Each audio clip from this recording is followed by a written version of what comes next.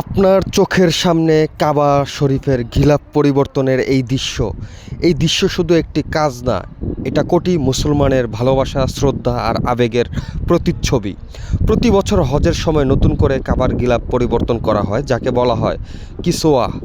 এটি পরিবর্তন করা হয় কাবা শরীফকে সম্মান জানাতে এবং পবিত্রতা বজায় রাখতে। এই গিলাফ শুধু কাপড় না, এটা জড়িয়ে আছে লাখো মানুষের দোয়া, কান্না আর স্বপ্ন।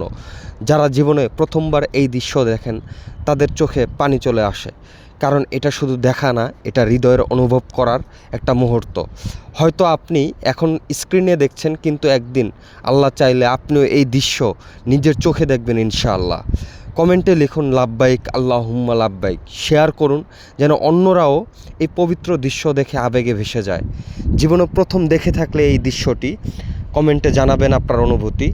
আর কারা কারা এই দৃশ্য, এমন সুন্দর দৃশ্য, এমন আবেগময় দৃশ্য সরাসরি দেখার তৌফিক পেয়েছেন মহান রবের কাছ থেকে, কমেন্টে জানাতে পারেন। ধন্যবাদ। আসসালামু আলাইকুম রহমতুল্লাহ।